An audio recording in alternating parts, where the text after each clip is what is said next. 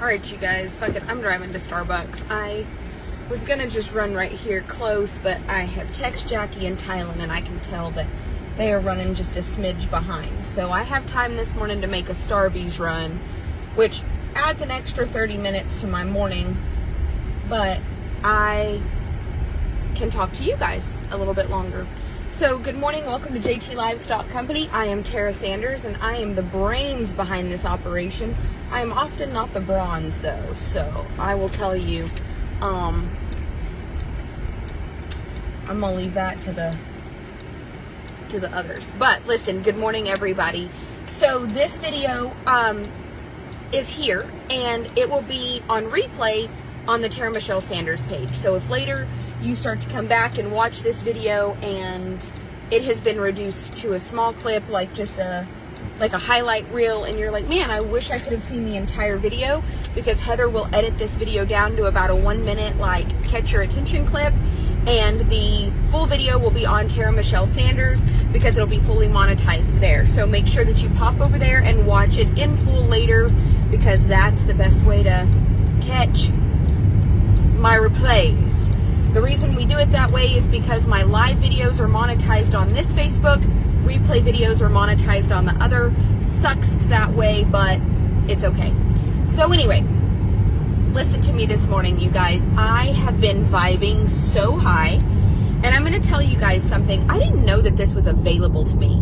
Like, you just don't know what you don't know in life. You just fucking have no idea. You just don't know.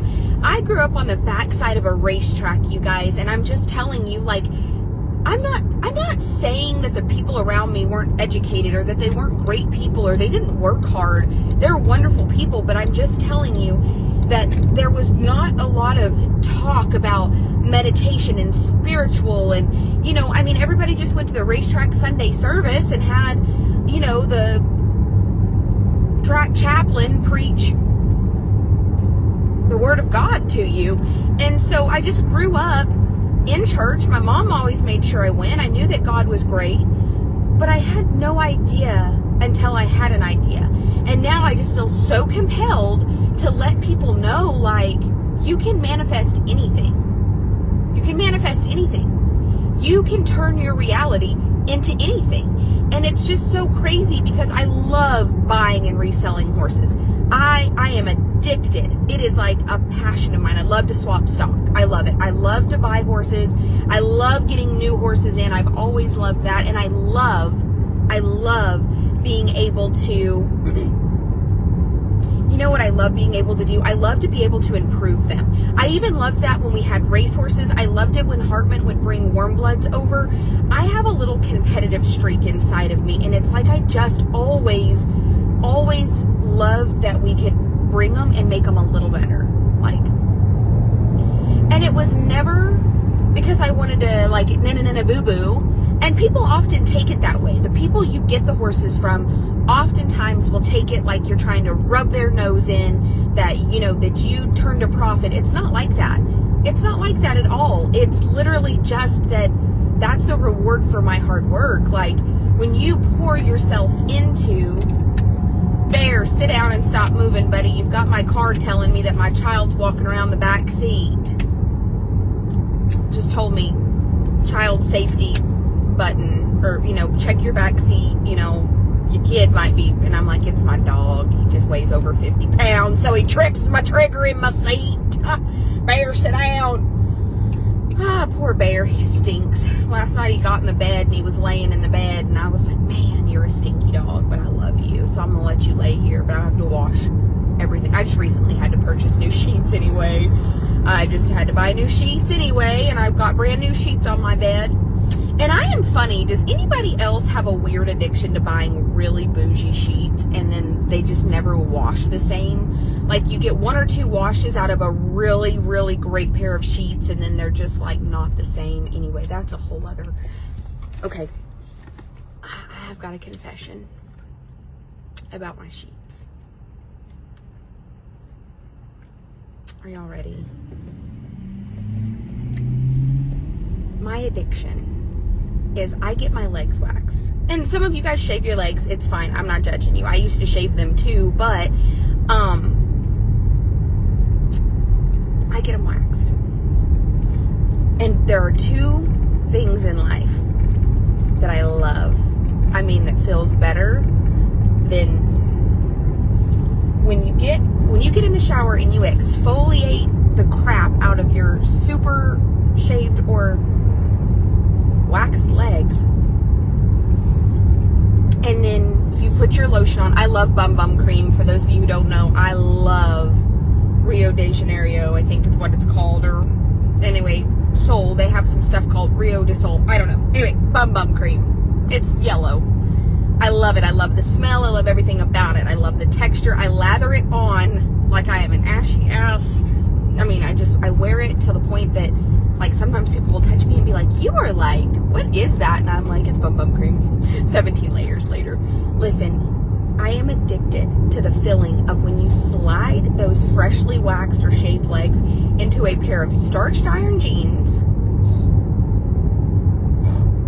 or into fresh sheets. There is something about, you know what I'm talking about. Ladies, you know what I'm talking about. It'll get you feeling yourself. You will be like, I am a hot motherfucker. I am.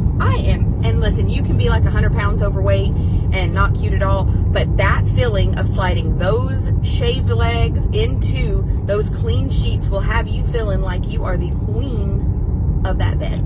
I don't care what anybody says. I have 90-11 pillows, and my bed is like it. When you get in my bed, it is like heaven. I keep my little bed, my little space. My bed is fucking huge. Right.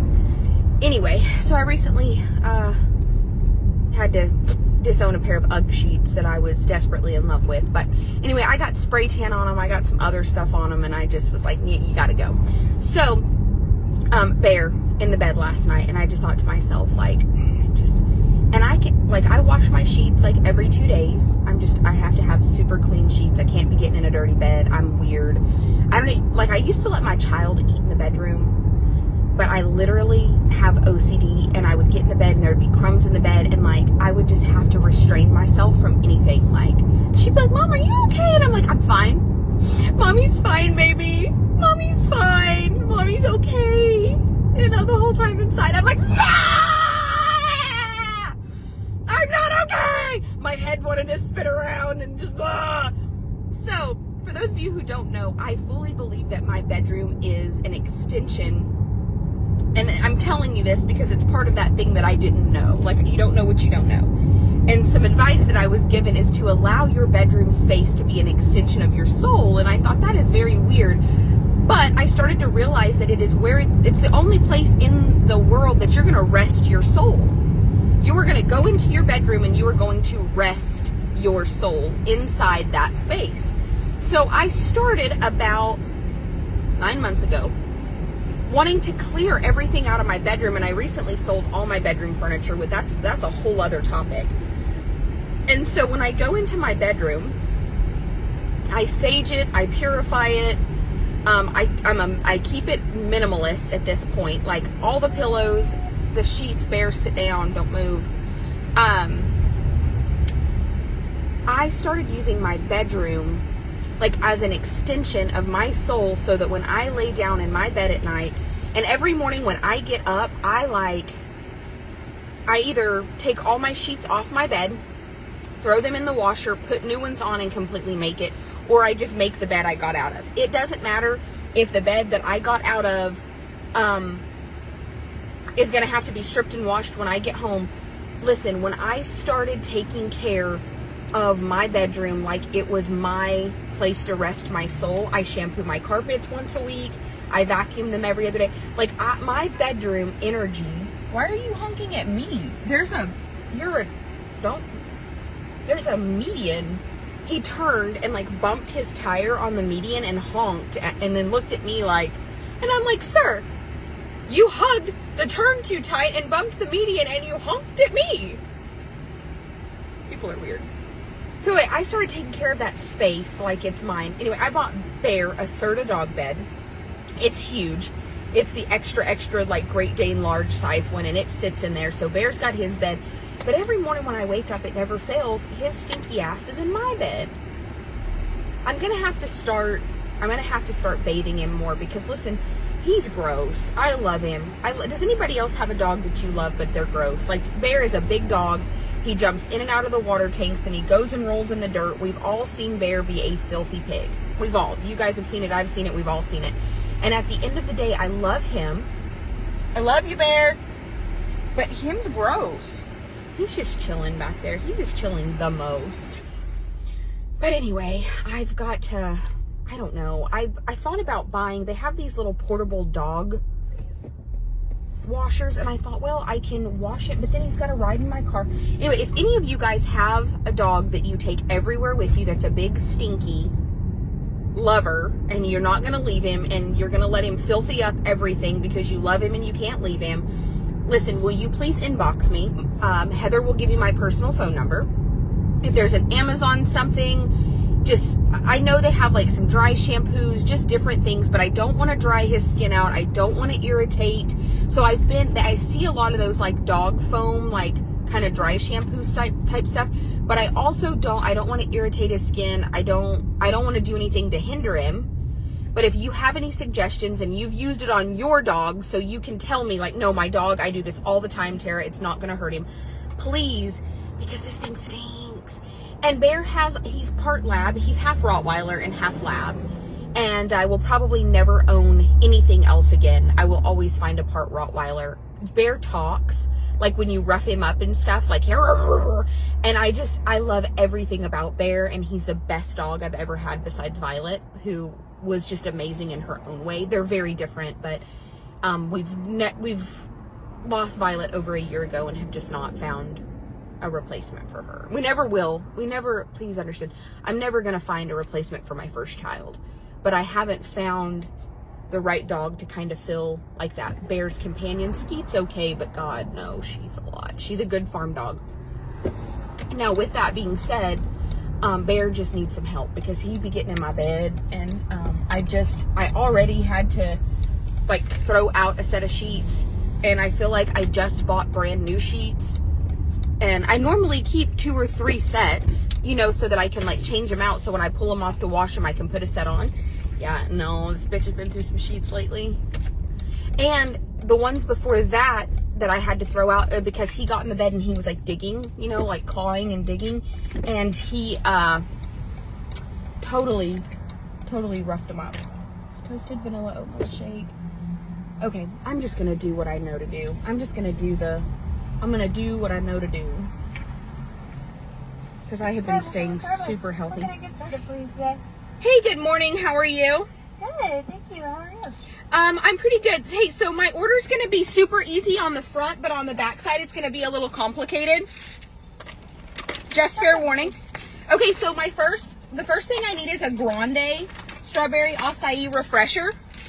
Yes, and grande strawberry acai refresher. Yep, and I'm going to need 3 scoops of matcha in that, please. Yes, ma'am. And please tell them to please put the matcha kind of in the top. That way it's not at the bottom. So if they don't mind, just put I don't know. Just the last time I came, it was all at the bottom. It's no problem. Just, no worries. No worries. Okay. Put that in the top for you. What else can I get for you? Okay, so the other thing that I want is I'm going to do a grande, but I want it in a venti cup because I want extra ice. Yes, ma'am. Okay, so it's a vanilla cold brew.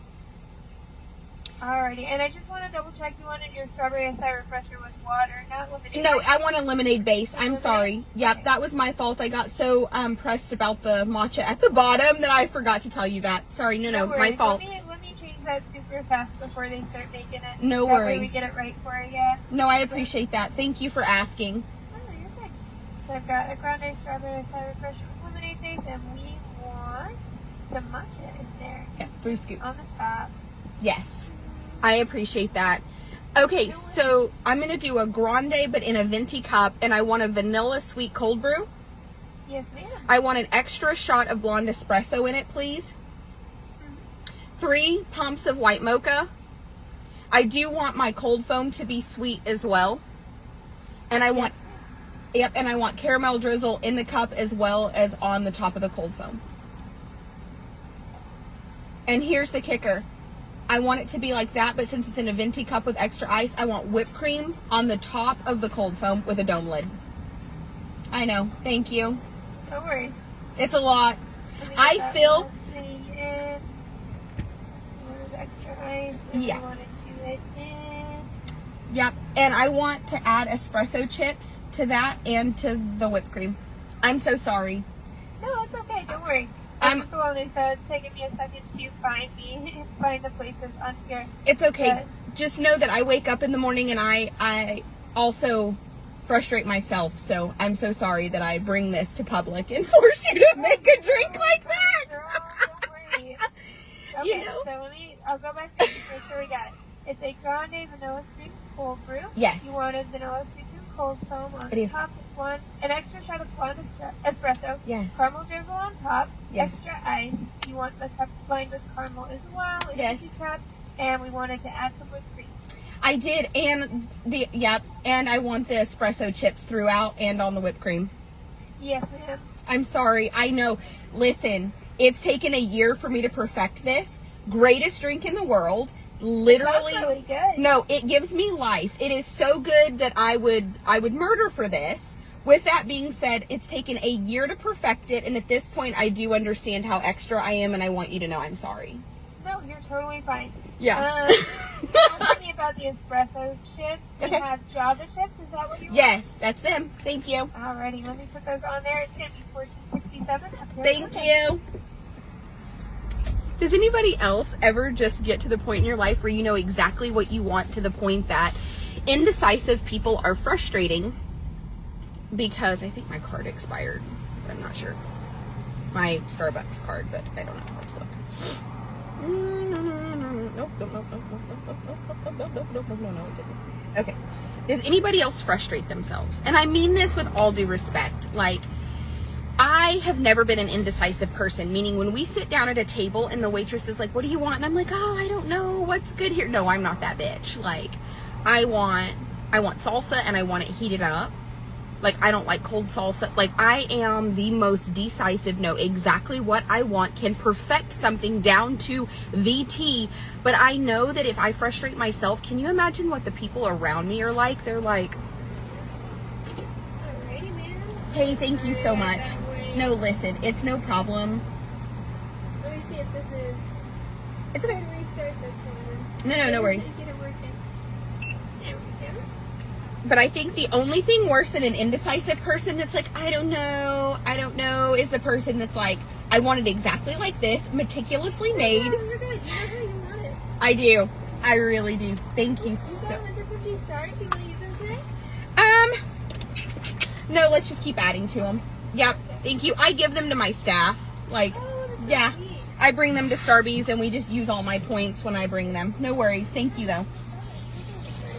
Oh my God. You have to admit, like, this is life. Promise me you will try this. I sure will. Yeah. Have a good morning. Listen, when I tell you guys that this motherfucker right here, I don't need a man in my life. I don't need shit. I just need... Listen, Linda. Until you have this in your life, you don't fucking know what you're missing. I hated iced coffee. And I make a coffee at home that tastes identical. It took me a year to perfect this drink. It took me a year to perfect this drink. A year. And then I started like experimenting at home, so in case I can't get to Starbucks, that I could like perfect this. I left my fucking glasses in the house yesterday. I was like day drunk. So I took naproxen.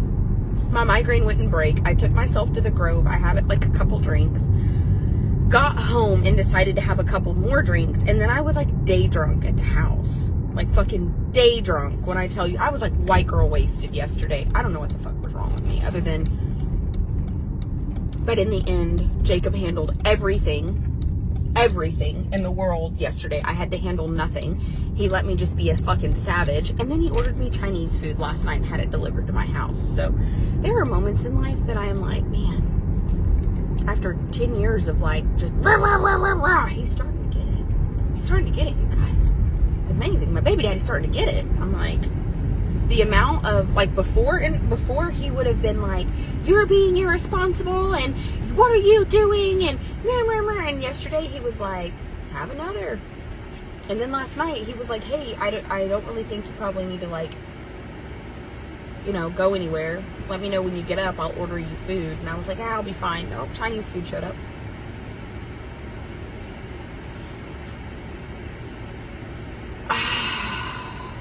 Oh my God. They're the coffee gods. Do you ever feel that way?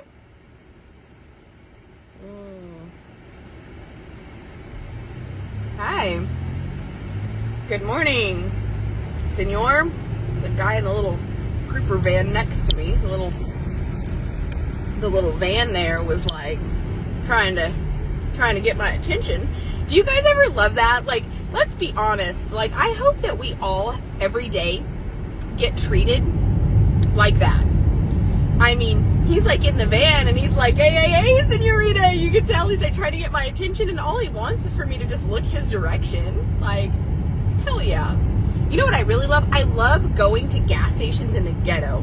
On the days that I am not feeling myself, I will fill up in, like, Troop. So our farm is actually in New Summerfield. I live in White House, and Troop is between the two. And not to knock Troop, it's like a little mom pa town.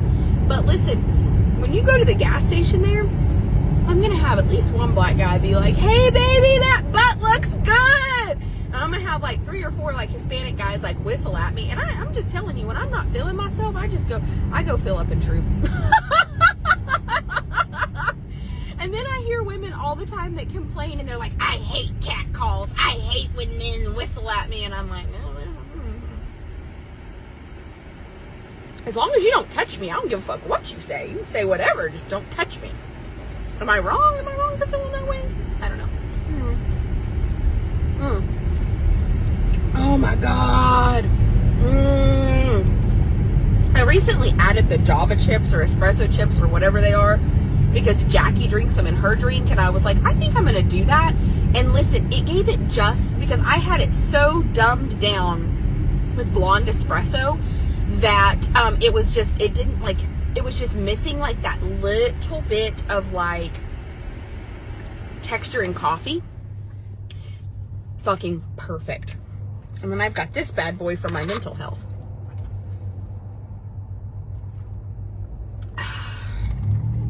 Man.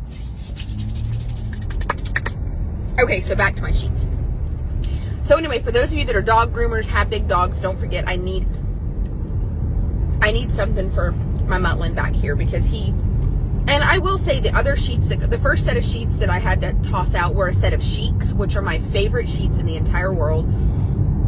But he was fluffing the bed and digging, and he clawed them and got rip marks in them, which, whatever. The next set of sheets just got fucking nasty, and like there was where he had gotten in the bed with dirt on him and just whatever. And anyway, long story short, they were UGG sheets. And if you've never had a pair of UGG summer sheets, they're really good. Let me say this. Everybody has like different things that they're like a connoisseur.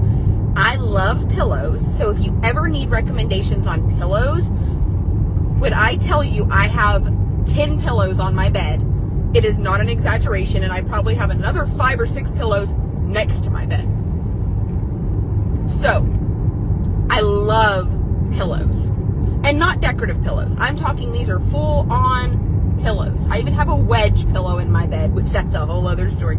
I used to have heartburn really bad when I had Tinley, when I was pregnant. And so I got this giant wedge pillow. I have a full body pillow, 2 different ones. A memory foam one and a down one. And they lay next to the bed. I have like a whole... Anyway. When I tell you that I started buying pillows and sheets when I started trying to make like my bedroom my place of peace, I'm not kidding. It's even where I meditate. Like, I know a lot of people say like, oh, I go find like a dark area, I get in a closet, whatever. Like, that's fine if that's what you need to concentrate, but like, I literally meditate at the foot of my bed. Like, I just meditate at the foot of my bed, because my bedroom, and I'm not kidding when I tell you guys, like, I sage it, I open the windows, I burn incense, I have Palo Santo. Like, my bedroom The energy is incredible. I keep bells on the back of the door. I've got a cinnamon broom that hangs above when you walk in. Like, you're not coming into my bedroom with any negative energy. But I keep that piece very sacred. And it's just one of those things that I didn't know till I knew it. Like, when somebody started telling me that, and then I had a friend the other day that was like, oh, Tara, you don't really believe that. And I'm like, listen, I do. And it doesn't matter if it's a teetotal placebo effect. It doesn't matter. Maybe it's a total placebo effect. But I can tell you that when I walk in my bedroom, it does not matter. It does not matter what happened that day or what's going on in the world around me. It doesn't matter. Because when I walk in that bedroom, the energy and vibration in there are so high. I even have my bed set up on my KIA numbers, which is like a feng shui thing, so that it's like set up for success and love. And I have it like pointed in the direction of success, and my head points in the direction of like love and passion. And I'm telling you guys, I'm telling you, even if you don't buy into it, do it, because start making your bedroom space, start taking all the clutter out, all the old furniture. Like, even if all you end up with in your bedroom is your bed and the belongings that go on it when you sleep, when you start to clear all of the stagnant vibration that things hold out, all of a sudden that vibration elevates and it becomes such a peaceful place. And I'm telling you, it was the coolest, most amazing thing I've ever done for myself. My sleep is so much better. My vibration is so much better. And it's just one of those things that the only reason I'm sharing this is because, like, nobody in 30 something years of my life, nobody ever told me that. Nobody ever told me to clear my bedroom space, because it's the only place that you ever truly rest your soul. And it's the truth. You go in that bedroom for 8 hours, supposedly. I mean, I'm in there probably a little less sometimes and a little more at others, but it's where you go to lay your head down, to actually rest your soul and rejuvenate your spirit and your brain and your body. And you need to rest in a way, because your brain never stops. So from the moment you're born to the moment that you die, your brain never actually gets to rest unless you get into REM sleep. And if you can't get yourself into a place of REM sleep, there's a problem. Anyway, this friend of mine that told me about all of this has to have one of those machines and had lots of sleeping issues and breathing issues. And he went to like a Chinese, him and his wife went to like a Chinese medicine person, and he told him, like, sometimes your past traumas manifest in your body as a sickness and illness. And that person had a lot of trauma. They had been, had a corporate job, been fired, lost everything, had to restart. And we trauma bonded over just losing everything and rebuilding. And, so anyway, when that person started working on like clearing all of that all got better. Where they didn't have to sleep with a CPAP machine. Anyway, they just started working on all of that trauma. And at the end of the day, that started getting better. I'm not telling you to take your CPAP machine off, but when they started going to that Chinese, like, herbalist, it was like a natural doctor, they started learning about clearing your space and feng shui, and then they shared it with me. And then, of course, me, anytime I learn something, I can't just be like, oh yeah, feng shui. No, I had to take a class on it. I literally took a $1,000 Marie Diamond, the art of feng shui, learning about your numbers, learning about your directions, learning about how your partners in life need, what kind of numbers they have, and based on their numbers, where to kind of build that relationship. Totally fucking buy into it. Totally think it's 100. And there are people that don't believe it. I literally had a friend just last week be like, I would never do all of that. I would never sell my bedroom furniture. I would never do the things that you do. And I'm like, cool. And you're constantly stressed out. You literally just had to have me help you financially, which is, I would never, I don't care. Like, I'm that person that I give. I don't let somebody borrow anything from me. If I let you have something, I don't expect it back. So anyway, I think it's funny how when something works for somebody, you're always going to have like negative opposition. Like that person was like, you don't really believe that. Like, that's the dumbest shit ever. Like, you think that, you know, clearing all your space. And I was like, listen, the minimalism that's in my bedroom right now, I bought stackables to put, like, just a stackable to put all of my shirts in to get them off the floor until I could find a dresser I wanted. I'm not. I literally put the stackables in my closet, and like, I want no bedroom furniture. Like, I have decided I want my bed, all of my pillows because I love them, my amazing sheets, and I want to keep that space so minimal that when I walk in there, there is no distraction. Like, my bedroom has extra tall ceilings. My bedroom is huge. It's 20 by 22, so you know how huge of a bedroom this is. When I walk in, there's an echo. But the energy is incredible. I have a California king bed that it sits up off the ground really high, and I love that. But listen, I just didn't know. Like, I was never taught when I was little about feng shui. I was never taught about clearing my space and making room for positive energy. And I was never taught that when I lay my head at night, it's the only time I'm ever going to rest my soul. And I'm going to tell you something. The one thing that I was taught is there's no rest for the wicked. And that saying is the truth. That saying is the truth. And I'm going to bite my tongue because there's going to be a lot of you who, like me, at one time, struggle to sleep at night. You're stressed. You're stressed. You're stressed. You don't sleep. You can't get out of your mind. Your thoughts eat you. Listen. When it says there's no rest for the wicked, it doesn't mean that you're a wicked person. You're going to hell, any of that. It just means that you're vibrating at a lower level to where those things are now manifesting into anxiety. Like, one of the biggest things that I can tell about somebody that, okay, I'm going to say this with all due respect, and I'm going to hurt some feelings, and I want you to know that it's coming from a place of love, and that my feelings too got hurt when I was taught this. So if I hurt your feelings this morning, please understand I am not calling you out. I don't know you. So if what I say makes you feel like I have just called you out personally, and you're like, that bitch, like, just bashed me. No. This is advice that I was given, that I had to take, that I had to change my actions. So, hear me out. Okay?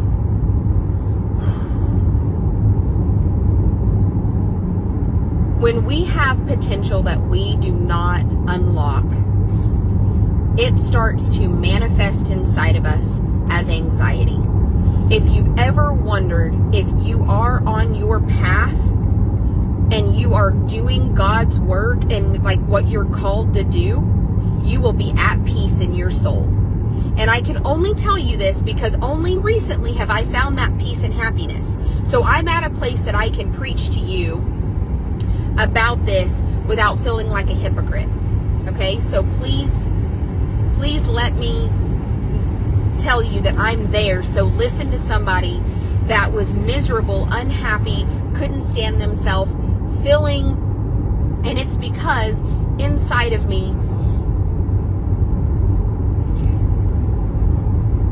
that anxiety was building and building, that unhappiness was building because my spirit was trying to tell me that God was calling me to do more with my life, and I was resisting. And when you are not unlocking your fullest potential and you are not going down the road that God has for you, and you are constantly spitting the bit, headed for the fence, throw your head up, run off, and you are not doing what God wants you to do, and you are not on the path that He wants for you, and you are not listening to your higher calling and your higher self, that is going to manifest inside of you as turmoil. It's going to manifest inside of you as anxiety.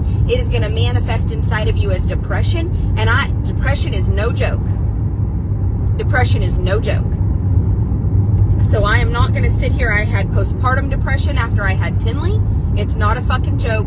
I respect those of you who struggle with it. I want you to know that your struggle is worth it, and that it does get better, and that we've been there. I've been there. I've been depressed. I had postpartum depression, and as a person who had never struggled with depression, I almost took my own life. So let me tell you, it's not a fucking joke. I'm the strongest motherfucker there is. There's nobody more mentally tough than me. I can take on the world. I can win anything.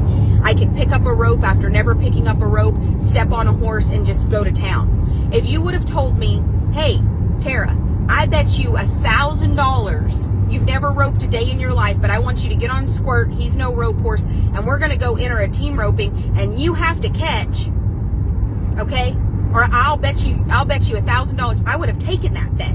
I'm that mentally tough, and let me tell you, when the ice water runs in somebody's veins that deep to where they can just pick up a rope, get on a horse, and fucking do it, not have a clue what they're doing, but do it, and not be afraid to fail, I'm a mentally tough motherfucker, okay? But listen, depression is no joke, because after I had Tinley, my postpartum depression was bad enough I almost killed myself. So if you have depression, I want you to know, go get a therapist. Just get a therapist. You don't have to tell anybody. You don't have to shout it from the rooftops. But I promise you that when you start to make headway and you start to address the things inside of you and the trauma that has manifested and the things that, and you really get to talk to somebody, you will get control of that. You will get control of that, and then you will sing from the rooftops that every human in America should have a therapist. I believe in my heart that 365 days a year we should be working on self-improvement, and 1 out of 7 days we should be talking to a therapist.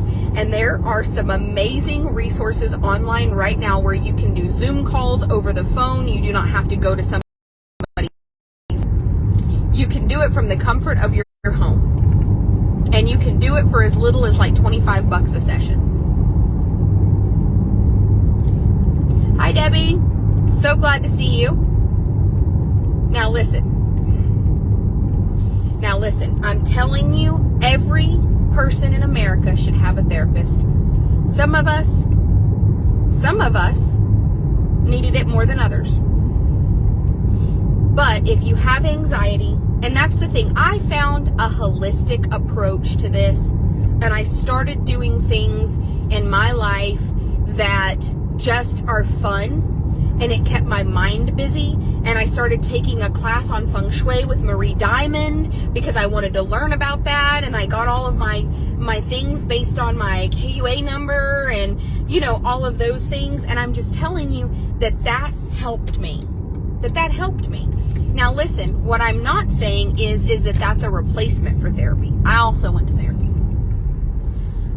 But when I went to therapy, I started to address things that had really hurt me and scarred me in a way that I will never be the same again after they happened to me. But I have the ability now to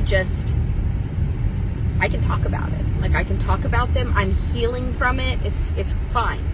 With that being said, there's more to it than just that, because this is what that friend of mine that was like, you don't really believe all of that, do you? And I'm like, yes, I do. What I started to realize is that not only do we not have to be depressed, we do not have to be anxiety ridden. And I started to vibrate a little higher. My thinking got a little sharper. I started to not be so focused on all of the things wrong. I started focusing on the good.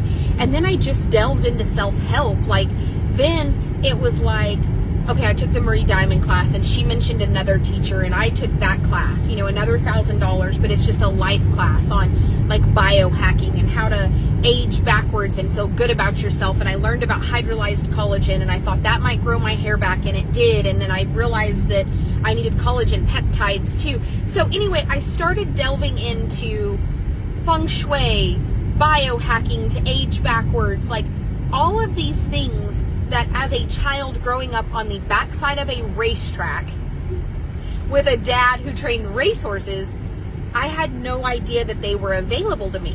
And so when I make videos like I am today, I know that this is not a horse video. I will have tons of horse videos coming. There will be tons of meat and potato videos about horses, tack, all of that today. So please do not go, oh God.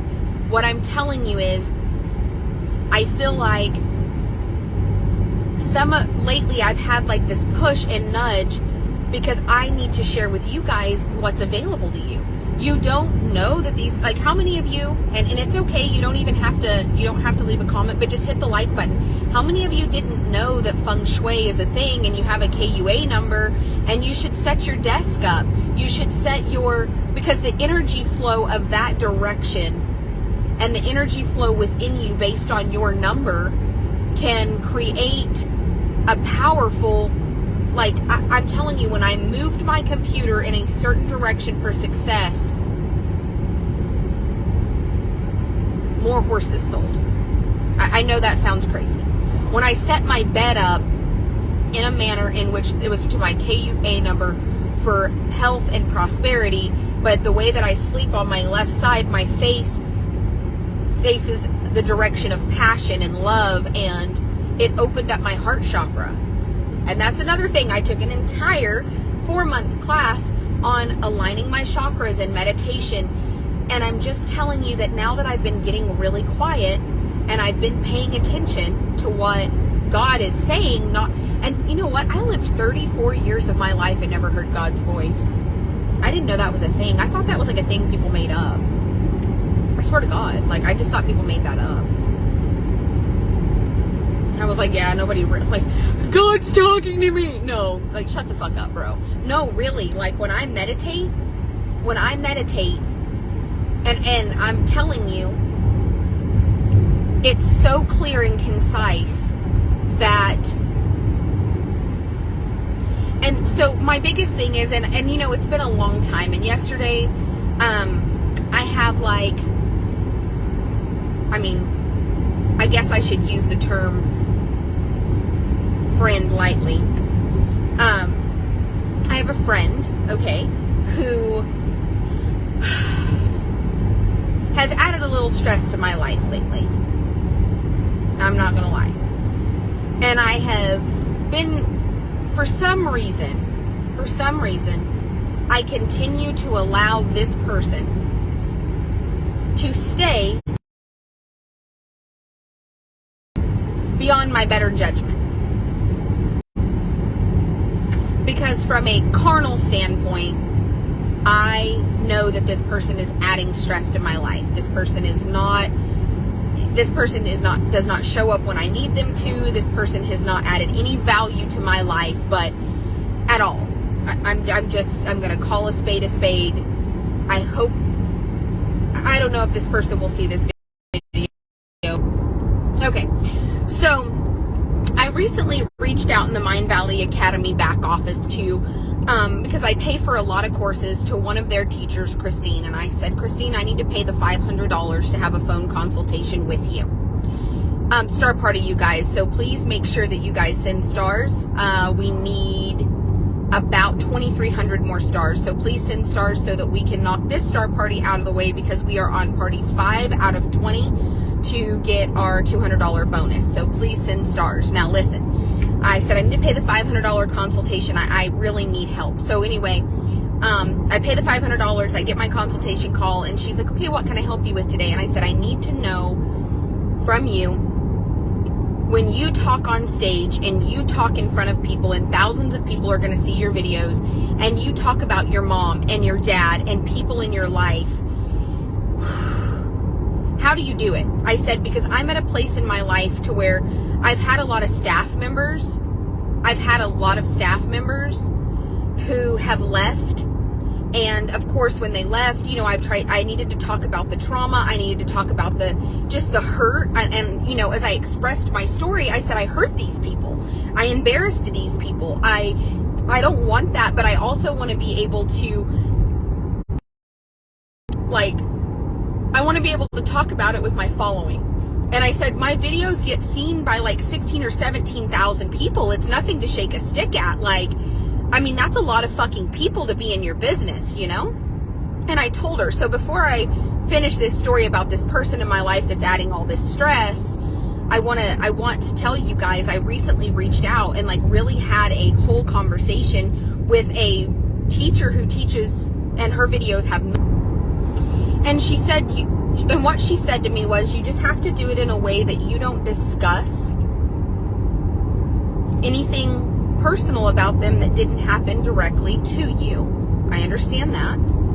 You guys, we need to send stars. We only have 473 minutes on the clock, I think is what it says. So please send stars to this video. Send stars, send stars. We need 2,200 stars. So listen, she said, first and foremost, give it a 30-day rule. Meaning, if you have a staff member that leaves, give it 30 days and say nothing. Say nothing. People ask where they are, ignore. People ask what happened, ignore. And she said, make sure that people work for you for 6 months before you allow them on camera, because it takes 6 months to know that somebody will stick. She said, because my turnover rate is very, very high, because everybody moves here, thinks they want to do this, thinks they want, but the first time stress happens, life gets chaotic. You know, we've got 30 days of touring in a row. They can't handle it. You know, they go home. She said, I don't allow people around my following that haven't given me 6 months of their life. I think that's great. It's going to be very hard. So as we were talking though, she said, but for most people, they're going to remain nameless. There's no way in the world. She said, here's the thing.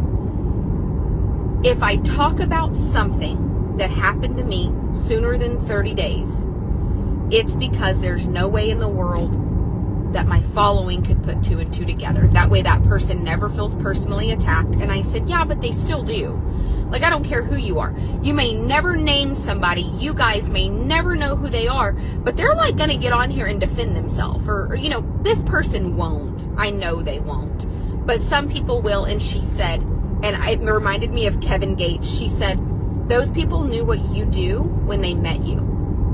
They knew that there was and it reminds me of that Kevin Gates where he was like, bitch, you knew what the fuck I was when you met me. And I'm like, yes.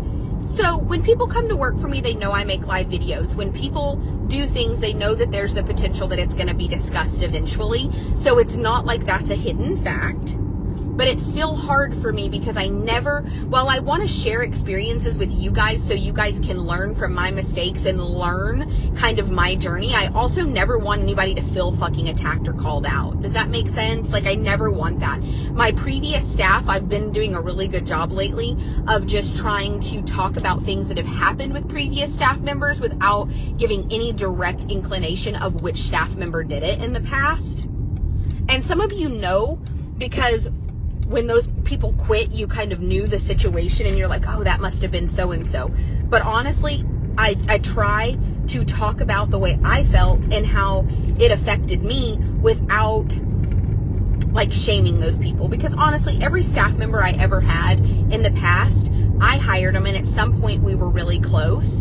And because of that, I do have some loyalty to them. And no matter how bad they hurt me, I don't want them to feel attacked by me. I want them to feel like it didn't work and my following is not going to follow you, and don't be mad about that, because that is a lot of it. I mean, I have a previous staff member right now that literally opened a rescue and named it the Wild Tribe. Literally named her rescue the Wild Tribe, like the Wild Tribe of whatever. And you know that's tacky. You know that's shameful. You know that's a shitty thing to do. It's petty. But that's fine. I mean, if you're no more creative than that, and you feel like you need to ride my coattail to the point that you literally took the name of my group and started a rescue, like to put me out of business, like, no, baby, no. And anybody that follows that mess and encourages that behavior is not a follower of mine. They are not gonna, that's no. Like, my loyalty to you stopped, and I don't want when you do things like that. Like, there's a million things in the world. And you know what's really sad? I don't even dislike that person. They were decent. They did some things personally to me that were kind of shot, but had they just started a rescue, reached out and said, hey, I started a rescue, I want to build it up, can you help me? I would have helped that person. I would have shared their rescue, I would have donated a horse to them, and I would have absolutely, without a shadow of a doubt, sang from the rooftops and still let them, listen, I would have still let them come to my facility and video when they picked up a horse that they fundraised for, and to help create content to help them get started. But because of the way they did it, because they worked for me for 6 months, tried to learn as much as they could the whole time, knowing they were going to do this, knowing that they were going to meet my following. It was a premeditated. I saw the text messages between them and a hauler that I was friends with, that I stopped being friends with over this because they got kind of close. And then when I got the text messages, they accidentally sent me too many screenshots, and a couple of them also showed what that person had kind of said back about me. And then they were like, I'm so sorry. In the moment I was upset about something, and I just said what they started like saying like, oh, I shouldn't have said that, and I'm sorry I sent you that, but I wanted you to. No. People that will talk bad about other people to you will talk bad about you to other people, and that's proof. This person was my friend and is now telling me what this previous staff member said, but also talked about me in those conversations and got caught because they accidentally sent me the wrong screenshot. Hold on.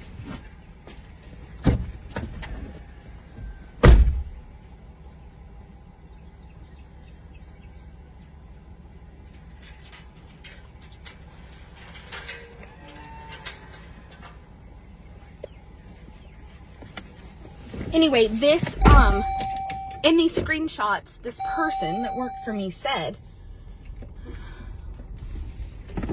like, oh, when I first started there, like, my intentions were really good, but, like, after I worked there a little bit, like, I started to realize, like, how much money could be made, like, through fundraising, and there were just so many things I would have done differently. And so, after about 2 months, I stayed the next 4 months just to learn as much as I could, because I knew that I could get like monetary donations, and I wanted to like basically learn as much as they could from me, so that they could literally just not steal my business, but steal my business. I mean, it said I don't think it said steal my business, but it said like to put me out, like, you know. And then the hauler was like, well, how's it going? And they were like, well, I thought a lot more people would jump on board. And then she said, like, most of the hate group has. And then, so the hauler rebutted, like, oh, so the hate group? And she was like, yeah. She was like, I have, like, probably 150 or 200 followers from the hate group that are supporting me, you know, just to, like, get a dig in at her. And then the hauler, it's a he, she, I don't want it to give any, said like, so how's it going? And she's like, you know, I've gotten some donations, some people sent some stuff. She was like, but it's not really going like I thought it would. She was like, you know, I mean, so this whole conversation is going back and forth about how she worked here basically just to steal my ideas, to steal my following, and then gave it just enough time that it neutralized, and then started her rescue. And like, it's not going as good as she thought it was, because she thought more people had like become her fan. Like, literally, she used the word fan. She was like, I thought a lot more people that follow her were a fan of mine. And she was like, and then the hauler was like, well, what are you going to do? And she's like, I don't know. I think if I piss her off bad enough, maybe she'll like start talking about me and my rescue, and that'll get me more followers. Can you imagine having somebody come into your life that pretends to love you for 6 months of your life and cries and hugs you the day that they leave because they have to leave due to family issues, and tells you that they'll be back, knowing all along that they were here just to try to steal what you created? I love you. Good morning. Hi, you're home. You are home. Good morning. Come love me. No, we're not being all loud and... We are. Look who's home. Get in here. Stop. Love me. You broke my neck. Get in here. Jesus Christ. I missed you. I missed you Good. too, Not but enough. stop, Not stop. enough. Not enough. Love me. Jesus Christ. You smell so good. You smell so good. I love you. I missed you. Would you like a drink of coffee? It's not too early for that. I'm proud of you. What time is it? Are you out of bed before 9:30? Yeah. You're fucking winner. I missed him so bad. I missed you this much. I miss you too. I'm glad you missed me. I love you. I'm glad you're home. Your girl's happy to see you? Yeah. Were they sad you left? Why didn't you bring them? Poop! I was going to. Maybe we should, you know what we should do? Like in a week or two, we should take Tinley and go up there and get them, and me and you and the girls go do something. Because Tinley would love to see them. I know I was going to bring them, but... We'll just make a vacay so I can see my bonus kids. Because Tinley wants to see them.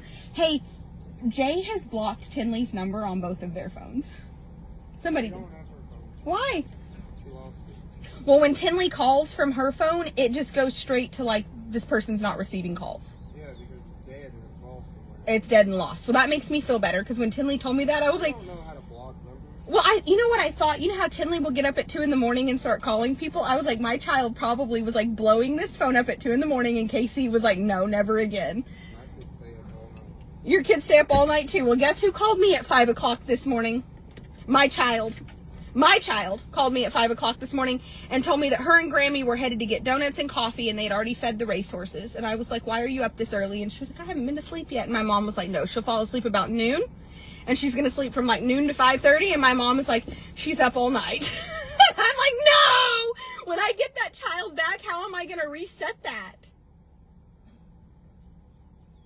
I'm going to let you do it. Okay, bonus daddy, that's all you. Because I don't know.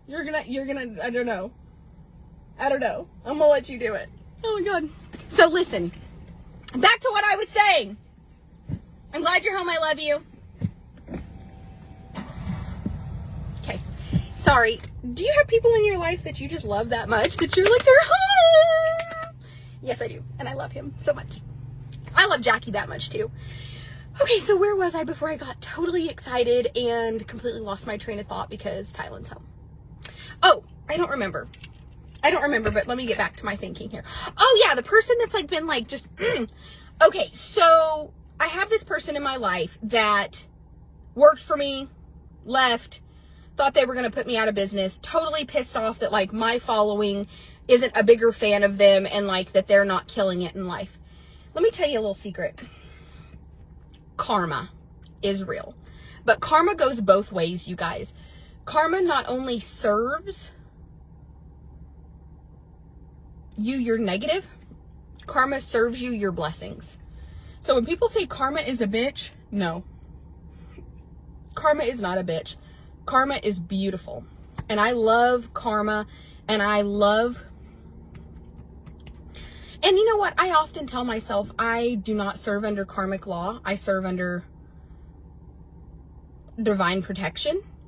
But at the end of the day, I don't have to worry about divine protection because my actions are pretty squeaky clean. But I also, again, talked to this, $500 for this whole consultation about, I want to be able to talk on video and not make people feel attacked, because a lot of you will assume that it was this person or it was that person, and sometimes people get blamed for things they didn't do, and then they start messaging me because you guys message them and they're like, why would you talk about me like this? I didn't do it. I never named a name. So I need for you guys to also be mature enough to let's not does it really matter who did it to me? Does it really matter who it was? Uh-oh, you guys, we didn't hit our star party this morning, so it's gonna have to start over. That sucks. That's 2 star streaks in a row that we have ended because we didn't send enough stars, but that's okay. We'll start the star streak over for our $200 bonus, and but make sure when you watch this on replay to send stars to it, because at least it will hit a star goal of at least, my star goal per video is 3,500 stars, and if I hit those star goals, that's a good thing. So make sure that you continue to send stars. If you see this on repeat, send stars. Okay, now listen. I don't want that person to be attacked by you. If you're loyal to me and you feel like what that person did is wrong to me and you want to know, don't message them. And some of you don't message those people out of loyalty. You message those people just to let them know that I was talking about them. What is wrong with you?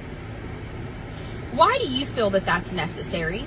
Why do you feel that if I'm having a conversation about something that hurt me, something that's part of my life, that you need to be so involved in it that you seek out the other party to stick stir?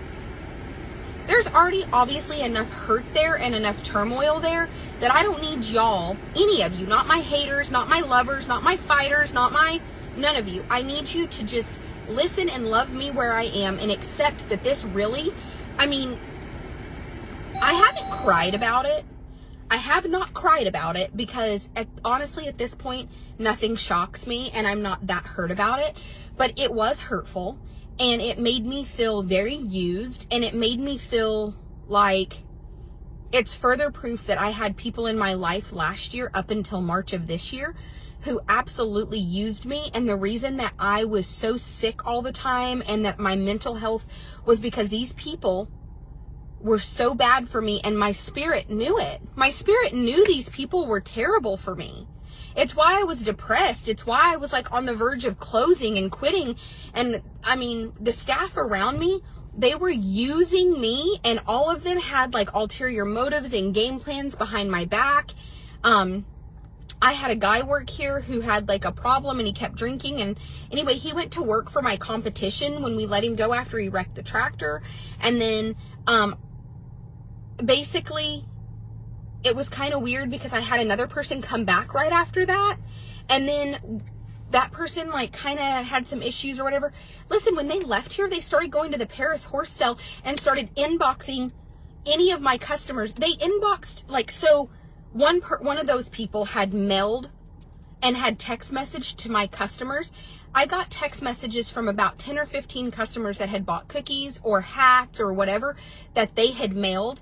And they were like, hey, we just wanted you to know that hey, this is so-and-so. I just wanted you to know that so-and-so and I have started our own buying, selling, and training business. And I just wanted to give you like a link to... Can you imagine working for me and being part of this and hugging my neck and telling me that you love me? And when you left my facility, sending me a text message about how I'm the greatest boss you ever had. And it was gut wrenching to have to leave, but you needed to get, you know, things in your life right because, you know, you had started drinking and partying and doing things that were, you know, things that you just needed to go home and take care of because that person did. And they were getting really unhealthy, and they fibbed to me and told me that they had a life-threatening disease. That was not true. And then 3 or 4 months later, start text messaging my customers that they only had access to because I trusted them with that person's personal number to mail things. So can you imagine like the trauma? Like all of my hate group wants to discuss my actions when I act out like a fucking lunatic. Okay, when I fucking lose my shit and I'm like so mad I'm spitting on camera and I'm like raging and they're like, she's mentally unstable. Well, you would be mentally unstable too if you had surrounded yourself by humans that you loved, that did that to you. You would be mentally unstable too. You would fucking be mentally unstable as well. Okay?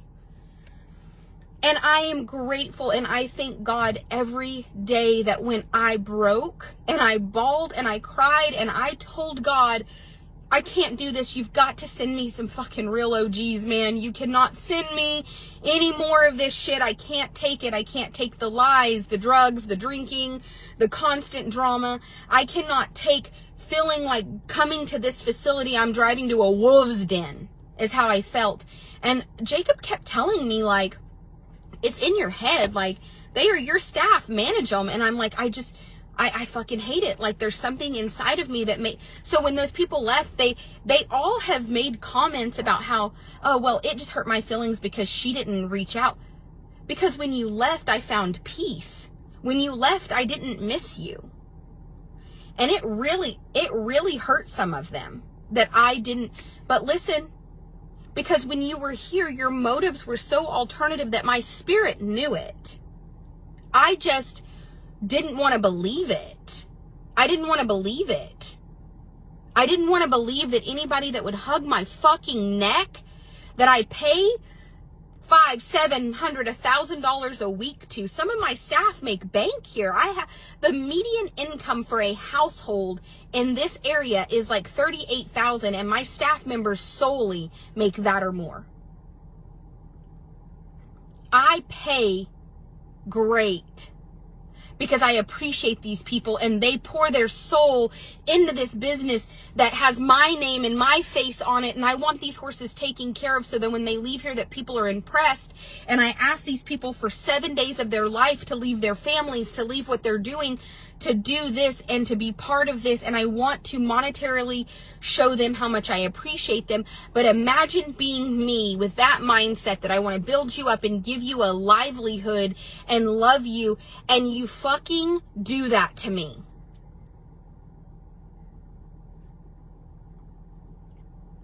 So you think I'm mentally unstable? That shit drove me fucking bonkers. It robs you of your sense of security for other people. It robs you of your ability to believe that people can love you. It makes you wonder what's wrong with you. It makes you wonder why. What did I do to deserve this? And you know what? It was just a lesson. It was a lesson, and I learned, and now I know when my soul feels that way, that the energy has shifted and I need to pay attention. But things of that nature have to happen so that you know what an energy shift feels like. So you know what discernment feels like. Because without that, without those people that hugged me, loved me, showed up when I needed them the most, and then honestly were as bad of wolves as the people before, to me. And listen, you know how you can tell when somebody's energy shifts is when they leave here and they don't continue to follow and they don't continue to comment, and you just stop seeing them. Because at first when certain people left here, they were still commenting, I miss being there and I miss you. And at some point when they weren't getting a lot of attention back, their true colors started to show. This person's texting my customers that they've started a resale business, and listen, went to the Paris sale barn, bought some horses, couldn't get them resold quick enough, took them to Bowie, lost money on them, and then wanted advice, not from me, because they knew that at that point I was probably not going to reciprocate. Text Jacob and ask him, like, hey, man, this didn't go good. Like, any advice? No, I have zero advice for you. There is an art of horse trading, and taking care of them, which was your job, is this small of it. The rest of it is knowing what sells where. You know, this part of the country has a market for this part of the country has a market for that. And you have to be like Jacob. You know what Jacob does? 365 days a year, he watches every sell he can on his phone. He can tell you what the price is at Hutch, at Atala, at Billings, Cleburne. Any sell he watches. He can tell you what sells good there, whose horses sell good there, what the market's like. Jacob will be buying cattle and have a horse sell on his phone with earbuds and buying cattle and paying attention. Like, I'm telling you that motherfucker is a genius. For those of you who don't know, Jacob's IQ, and this is the God's honest truth, I know a lot of you don't know this, and I think sometimes the smartest people in the world kind of get in a bind like Jacob did because they're almost too smart for their own good. You know, they get into, like when he got into buying cattle for that big business and they started rolling, Jacob can do 85 things at once and just, I mean, that's how things get too big, and when it breaks bad. Jacob's IQ is like genius level, and Jacob can do things that are unbelievable. I mean, I know he is the smartest buyer I've ever seen in my life, and he can be so aggressive and make things cost so much at the top of the sale that by the end of the sale, the other buyers are out of money and the stuff at the ender is cheaper. Like, he's just, man, he's an intelligent, best buyer in the world. I can tell you when it comes to cattle or horses, nobody's a better buyer than Jacob. And I hope it's a trait that he teaches our daughter, because I struggle because I'm so competitive and I will buy what I'm going to buy, whatever it costs. And I get a little too emotional and I get a little too heated, where Jacob can just make it work. And I hope that is one thing he teaches our daughter, is how to buy smarter, and she learns the art of that part of the trade, because I clean things up on the back end. the feed program, the, you know, the rehabilitation, the marketing, the building relationships with the customers. But listen, it doesn't matter how great I am if I didn't have the stock at the prices that he can buy them at. Jacob can buy a $10,000 horse for $2,000. I don't know how. It's the craziest thing. He is the smartest fucking buyer. As my clientele, you should just know that having Jacob in your corner as the person who is shopping for your potential partner automatically means you're going to save thousands of dollars, because he's going to be able to find what we need in a manner in which you couldn't go buy it at an auction barn for what I have it priced at, and he was able to buy it cheap enough that I can make profit at what it would cost somebody else at an auction barn. It's unbelievable. He is the smartest buyer in the world. And I'll stand behind that. And I know a lot of buyers. I think Justin Knowles is a great buyer. I think that there's lots of people that buy good. There's lots of people that buy smart. And then there's some people that's just an art. Like their energy, somehow Jacob's energy force manifest at every auction the best buys of the sale. I will take what he puts on his trailer at the price he paid over anybody else's load in the parking lot. Smartest motherfucker walking, I promise, when it comes to buying stock. You wouldn't believe. Everything that comes here, Jacob picked and he manifested. Like he'll pick them and have his list and he knows what he's going to buy. And for some reason, the numbers that what they cost is unbelievable. I'll go through the bills and I'll be like, well, I bet this motherfucker was high, and I'll flip the bill and he gave $2,000. And I personally probably would have given $5,000 for it, because I think I could price it at $75,000. And you know what's cool? He gave $2,000, so I can sell it to you for $5,000. And here I think that in the right auction, it could bring $7,000 to $10,000. I mean, he just has, it's like a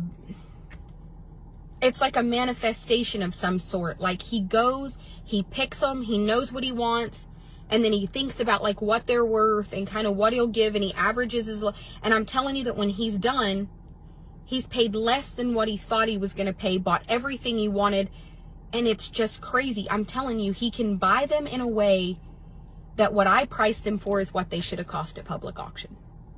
So they're really worth even more than that. It's crazy. It's crazy to me. So, anyway, smartest buyer in the world. But after all the stress that I've been through in the last year, my vibration has finally gotten right. Jacob and I are at a place to where we have just been doing the parenting our child, building each other up, running this business together, and our relationship is getting so strong and so good and vibing so good. But a lot of it came with me just being honest about the things that hurt me. Honest about the things that have happened, and it's been great. It's been great for us to build that so that we can be wonderful people for our child to watch and learn from. My relationships with this staff and my friends continually get better and better and better and better and better. And still, back to this person. Back to this project, because this is something that a lot of people have asked me about lately, because in some of the secret chats, this person has been talked about. And so there's a person that came around and started being my friend. And here's the thing that I'm going to tell you what I've learned lately. No! Bear Thompson! Leave that goat alone! My dog was full on border collie down, like on his, just gonna stop, like a, you know, a border collie will get down. Bear, big ass bear is trying.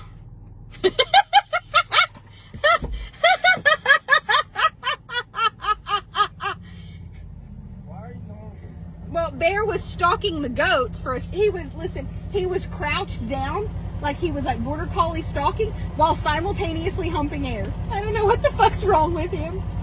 Him's confused today, Tylen. Him's confused. Yep. So he wasn't really sure, but he was super turned on with his actions, because he was like trying to crouch because he could, and hump. Poor Bear. Bear's got a lot going on today. Gordo might be the first one. Okay, yeah, fantastic. I don't even know who Gordo is. The linger down in Jackie's barn.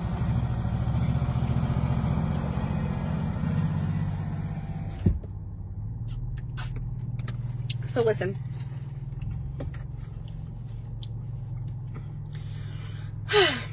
I have been really focused lately on being a better person, making my bedroom a space that I can go to that takes all my worries away. So when I sleep at night, I wake up with this much energy.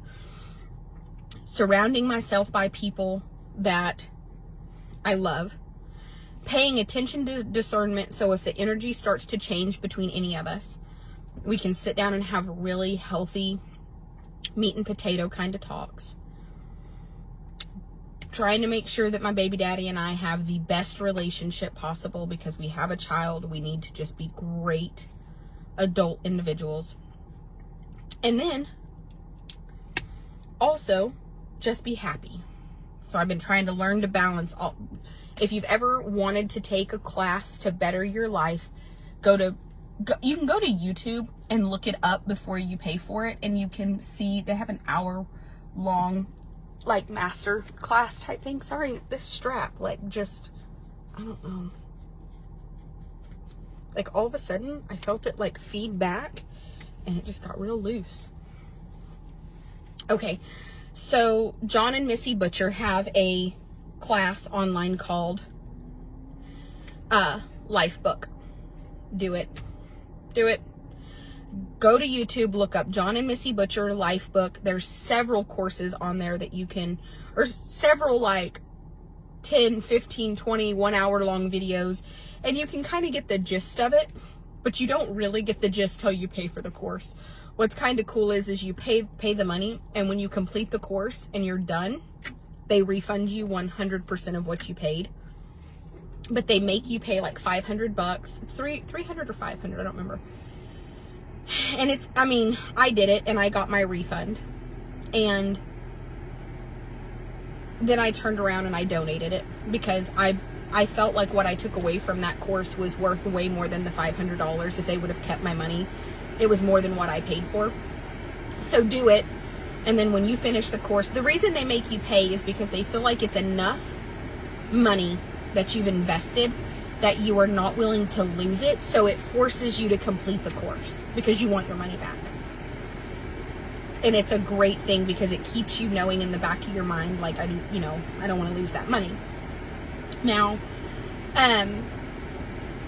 man, so I've started like just having great relationships in my life, and along comes this person. And I have, Mark, my neighbor's fantastic. The people he introduces me to are successful, fantastic. And then I am not always the smartest one in the room now. When I sit down, I'm the one that's like a sponge. I'm just listening to what everybody has to teach me. And I am like just opening my heart chakra and, really making sure that my third eye stays open so that I can be very sensitive to discernment and the energy around me and just the people around me, and just keeping my wolf pack in the den, and keeping, one, I try to keep the sheep away, and two, I try to make sure there's not a snake in the wolf's den. True story. Now, with all of that being said, this person comes into my life. Here they come, like a fucking wrecking ball, right? And it's been such a blessing for me. You see, at first, I thought, this is going to be like such a great relationship. And I have to gingerly talk about, I never want anybody to feel attacked, ever. But, when you are friends with somebody and you start to build like a friendship with this person or whatever, it is so important that, I'm trying to think how I'm trying to say it without it being, I never want to like disrespect anybody, man. So like she said, they knew who the fuck I was when they met me. They know I make live videos. So anyway, I have been struggling, even with my discernment and everything else, to just say, this person needs to be eliminated from my life because they don't add value to my life. They're not adding any value at all whatsoever to my life. In fact, what they're doing is they keep me in a constant state of, have you ever been friends with somebody and you're really nice to that person, and just because you're naturally just a flamboyant, nice person, and you find yourself with a friend that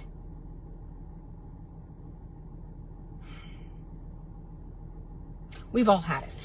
How many of you guys have become friends with somebody and you were excited and you started being friends with this person, and then you feel like it's super one-sided?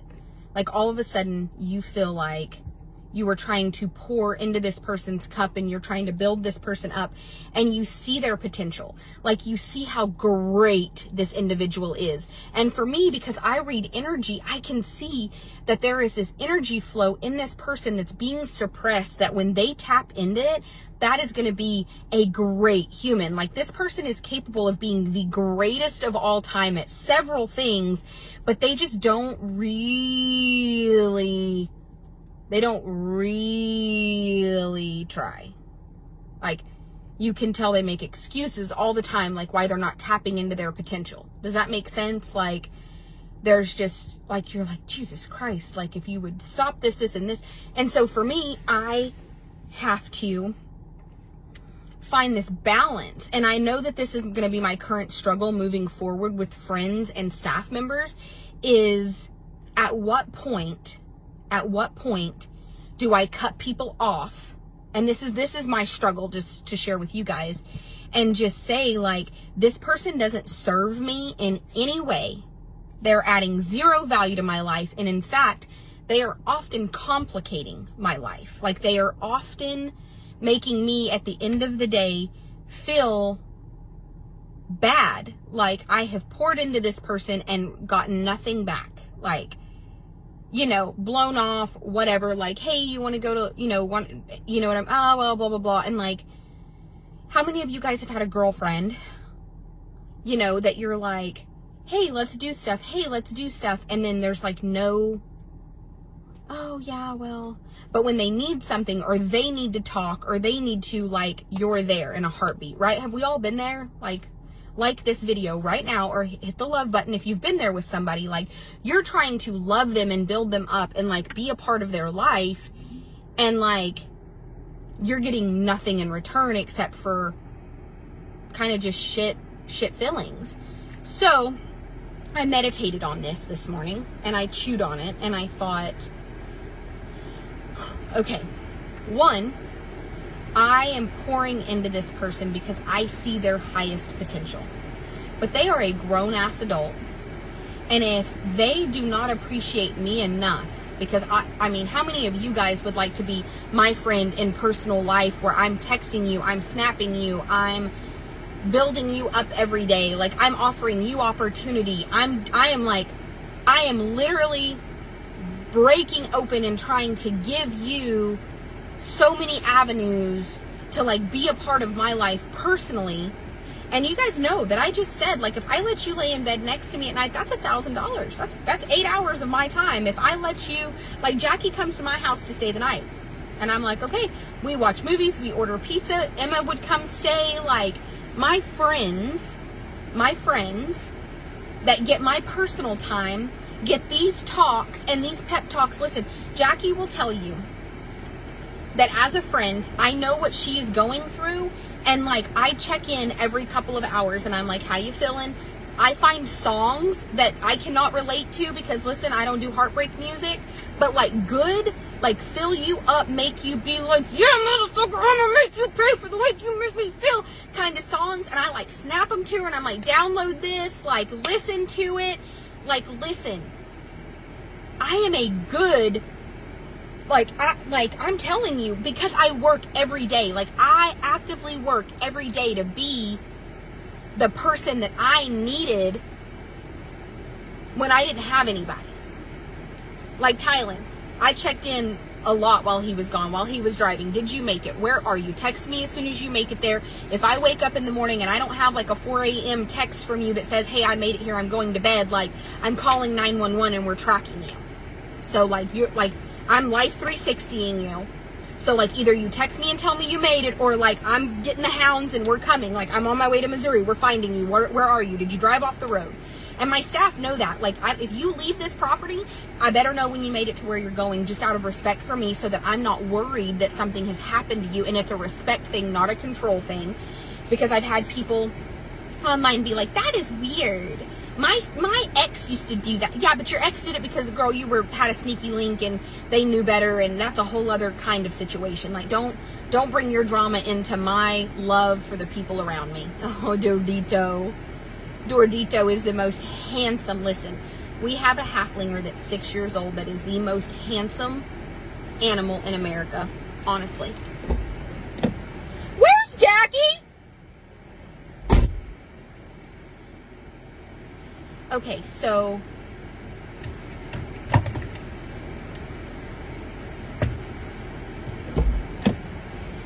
I specifically told her last night, hey, Tylen, don't have him in there. Time out here.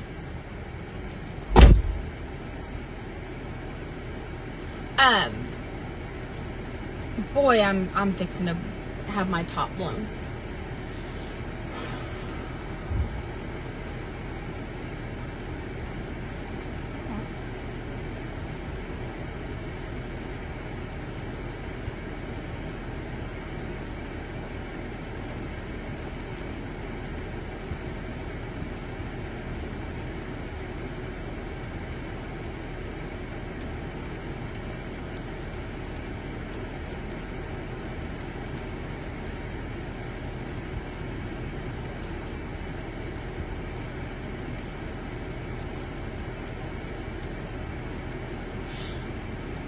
I have somebody coming to interview that I am super excited about. He's a young kid. He's followed me on social media forever. We've become really good friends. He snaps me all the time. He's just, I think he's 19 or 20. He's young, but he wanted to come to work here, and I love it because this kid said yesterday, hey, is the job open? I said yes, and he said, I want that job. And I said, well, come interview. He just texted me and he said, I just want you to know that I am on the road headed your way. Left this morning. And I text back and said, here's the address, and you need to call me if you need anything at all. If you need gas money, whatever, just call. That to me is the kind of energy I need in my life. That for me, I said, how many of you guys heard me say, I'm going to start roping 3 days ago? I'm going to start roping. That night, I took the rope horses down, went and got my black horse tuned up a little bit. Teddy's going to keep tuning on him, and then Teddy's going to haul him and rope on him for me. Teddy doesn't know it yet, but I'm going to continually to breathe life into Teddy until he wants to make the American. And him and Spider, I'm going to pay so they can go to the American qualifiers. It's a $500 or $700 entry fee, but I am literally going to just, Teddy, you better start doing sprints. I watched you foot race and you're a fast motherfucker, so you better just keep that energy going, because we're going to the American semifinals in the calf roping, and I am literally going to continue to believe that, and I'm going to make it happen. But anyway, I said I was going to rope, went down, bought a rope saddle, did the damn thing, bought another rope saddle yesterday. I pick it up next week when we go down there with the horses. It's just like the other one I bought, but it's tooled. Listen to me. What did I do day before yesterday? I saddled Squirt, I saddled Spider, I exercised my horses, and I picked up a rope and started roping. Yesterday, migraine and all, picked up the rope and roped. The thing about me is I'm the kind of person that when I say I'm going to do something, I don't procrastinate. If I say, like, we're going to do this, it's because we're going to start, like, in 5 minutes. Like, you might as well, like, my staff will be like, oh, shit. Because when I say, like, hey, we're doing this, it's not a 6 month from now deal. Like I said, I wanted a round pin, did the fundraiser, I ordered it. It is now ready to pick up, and we have to make time to go get it. It's done. I didn't drag my feet. I did it. Of course, I had to have those panels made because I wanted the extra heavy duty, like, rough stock, you know, like in case something hits it. I don't want the panels like we have in the alley that if something hits them, they fold. I didn't want Tractor Supply. I wanted actual like premium quality panels. And right now with the price of metal and everything, those are not available on every corner. You actually have to, I have to pee, so we're going to the bathroom. You actually have to order them. Now, with that being said, what I'm struggling with in my life right now is learning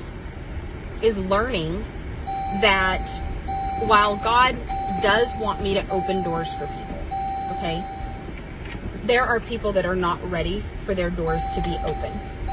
And I struggle because I have this person in my life right now that I am like wanting so desperately to like breathe life into, to like just, I mean, here, like, here are job opportunities, here, you know, like, here is advice, like, let me love you to greatness, because that's what people did for me. I didn't know how to be great. I didn't know what was available to me, and people loved me to there. And then I think, like, to myself, like, what if the people that helped me the most would have said things like, man, she stresses me out.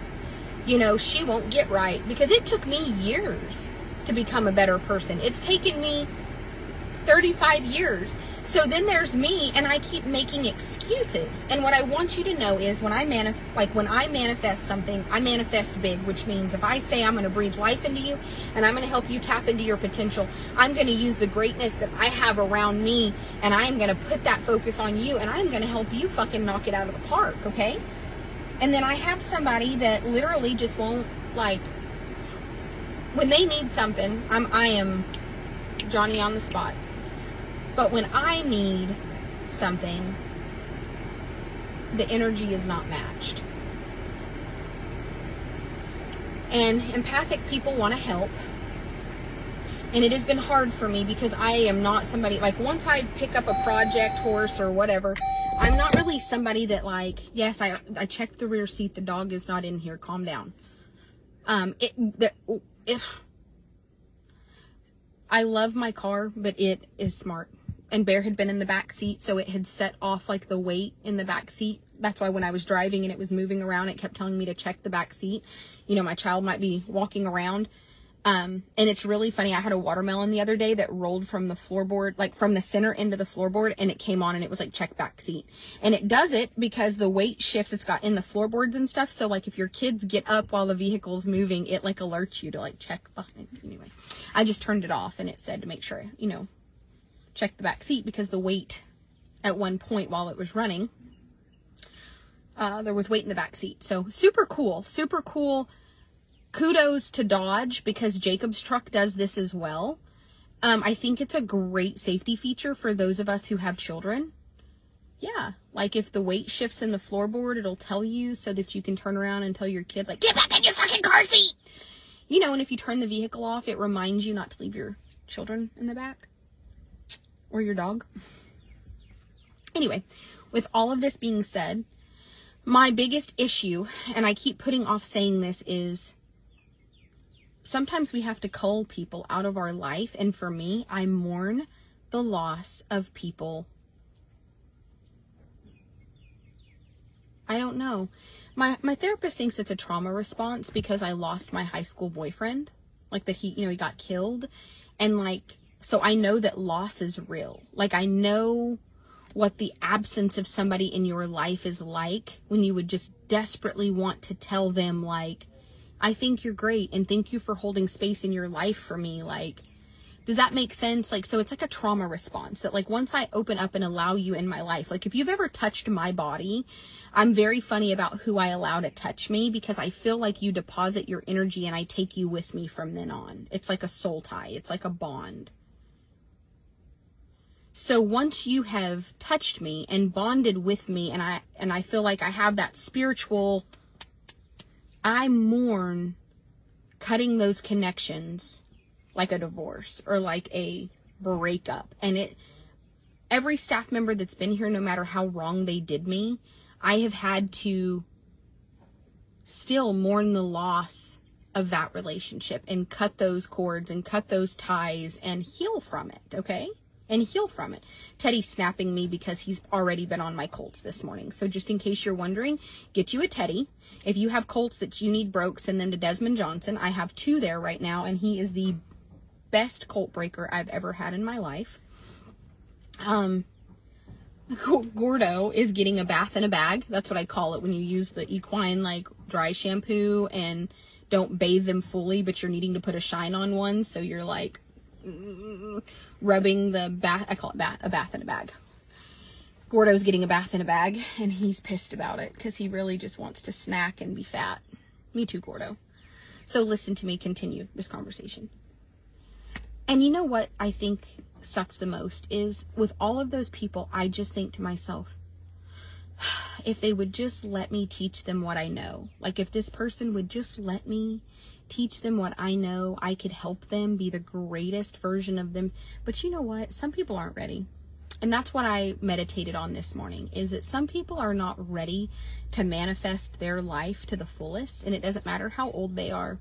It doesn't matter where they're from, what walk of life they are, how little they have, how much they have. Some people are just not mentally or emotionally ready to tap into their greatness. And I can always tell because those people suffer from anxiety because they have so much greatness built up in their energy that is just untapped, and it just festers. It's like a volcano. Like that energy just does this, and it churns. And when you come to crossroads in life and that energy turns, it starts to make a vortex, and it just attracts so much negative because the positive is just balled up. And so I'm telling you, if you have severe anxiety, find you a life coach. I'm not telling you to get off your meds. What I'm telling you is stop drinking, put alcohol down completely, because the thing about it is 2 drinks. If you have severe anxiety, within 2 drinks, you start to feel like a normal person. But then the next day you have this issue where that alcohol suppresses that anxiety, and it comes back stronger. So if you have severe anxiety, even mild to moderate anxiety, I beg you to stop drinking alcohol for 60 days. For 60 days.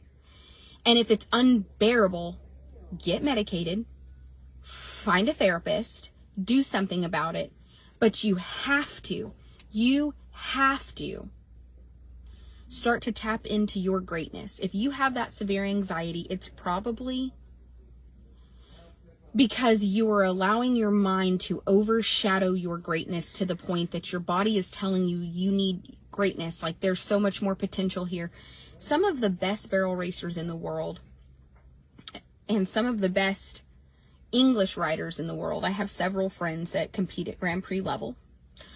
They do stadium jumping. I have an eventer friend, and they used to get so anxiety ridden that they would like have to go shit themselves before they would compete, like to the point they were throwing up. And they found coaches, like mental coaches, and started to harness that. And all of a sudden, the anxiety manifested into greatness. Anxiety, unfortunately, is the devil's way of trying to steal your greatness. And that's what I learned from my shaman and my life coach, is that anxiety is the manifestation of your greatness being suppressed. And when you suppress greatness and you start to develop anxiety, and then you go to compete and you just get sick to your stomach, and you just get to the point that that is severe anxiety, and it is because you have suppressed God's will for your life and your greatness to the point that you have an energy vortex in you that is just brewing, and it has to purge somehow. You throw up, you're sick to your stomach, your head is spinning, you are an anxiety-ridden mess, you start to hyperventilate. It will manifest into physical because your body has no way to purge that, and it just starts to become violently ill. Stop drinking. If you need medicine, that's fine.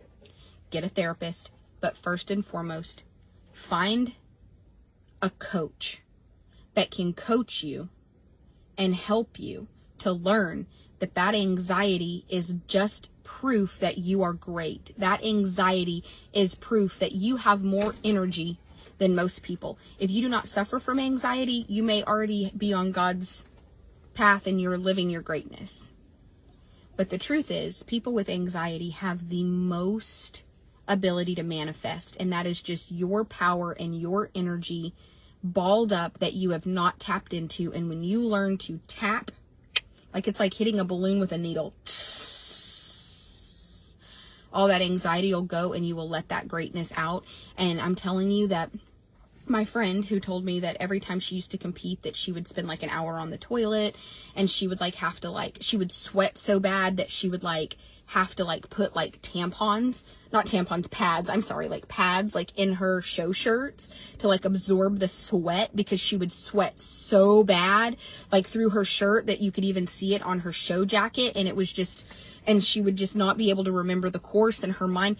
And now she is literally competing at the highest levels. Not only in eventing, she does some stadium jumping. She's competed in several Grand Prix, but she's also now has a horse that she is training in the dressage that she does 3-day eventing on. And they are like coming up the ranks to where I think that horse is going to be able to score really high in Grand Prix level dressage. And listen,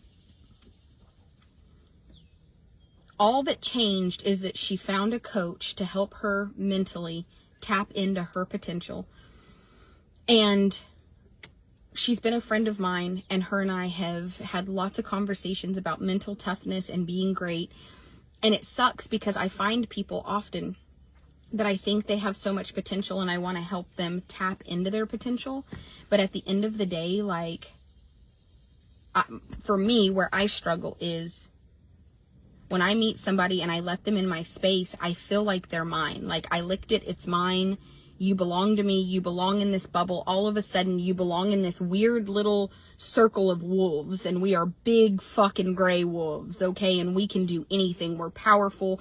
We can manifest. We live a great life. Like, we work our asses off. Like, we go to bed at night with no regrets. We wake up in the morning, like, ready to fucking do work. Like, we're hustling motherfuckers. Like, I'll teach you to make money. I'll teach you to fucking be great. Like, I will show you how great I am. Okay? Like, I feel that. And then I bring people into my life that give me mediocre energy. They give me like, energy. They give me like problematic energy. They give me like, energy. And then it leaves me going, why? Why don't you want better? But then I had to learn, not everybody wants better. You know why people flip burgers at McDonald's? Because not everybody wants better. You know why some people live paycheck to paycheck and constantly complain about it? Because at the end of the day, when they should be side hustling, building a side hustle, getting into a multi-level marketing company, getting 1,000 no's this month to get 5 yeses, getting 1,000 I don't think so's and blocked to get, 5 yeses. They are playing a game on their phone. They are sitting in their bedroom fucking so anxiety ridden that they can't even see straight, like ready to throw up because their life is not what they want. And no matter how hard someone like me tells them, you don't have to live like this. You don't have to, this doesn't have to be, like, you can have anything. You can develop greatness. Like, do you not see the power within you? Do you not see the energy around you? Do you not know how fucking great you can be? Do you not see that? I see it. Why don't you see it? They don't want to see it, I think. Because it's uncomfortable and it brings a lot of work. And I don't know that people are so much scared of the work. But what I want to tell you is there was a Spanish proverb that I fell in love with. And it basically it was like we've all seen the little meme that goes around that's like, but the bird said, like, I'm afraid to leave the nest because what if I fall? And then it's like, but what if you fly?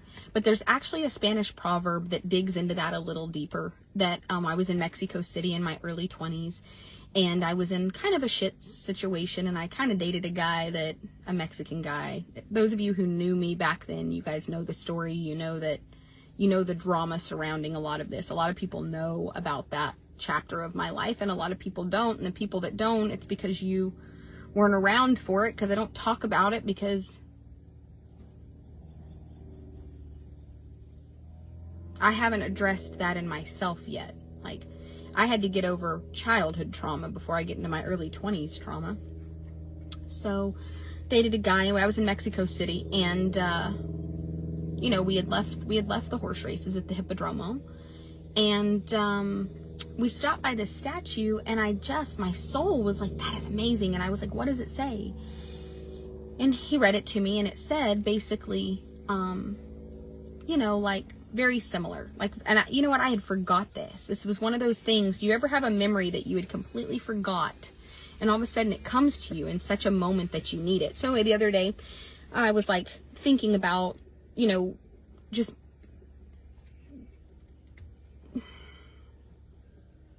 why don't people want to tap into their greatness? Why don't they understand that greatness is available to them?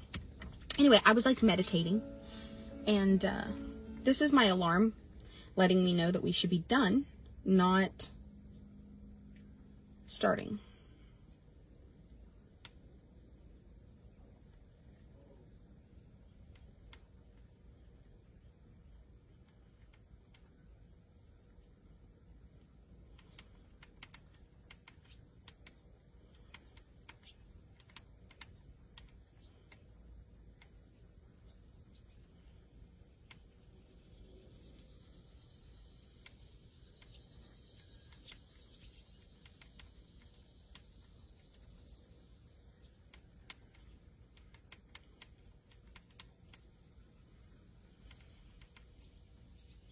Hang on, I'm so sorry. Sometimes business just has to come first, and I'm sorry.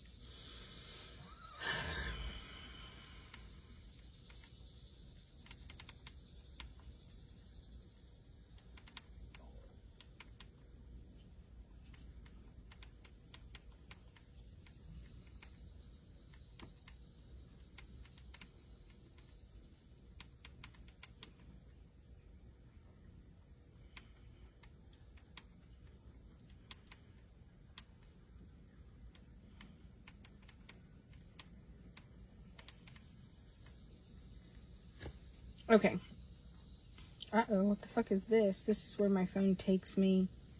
Call when you get to New Summerfield, Texas. Okay. So, anyway, I was literally on my meditation. I have these little stools that I bought that were made in India, and they have a cushion and little legs, and I was like, I'm just meditating. And that memory came back to me about that proverb, and it basically kind of said, you know, God, I am like afraid to jump. You're telling me to jump. I'm afraid to jump. And the proverb said like something along the lines of like, but when you jump, you will find that the blessings, that my blessings on your life become your wings.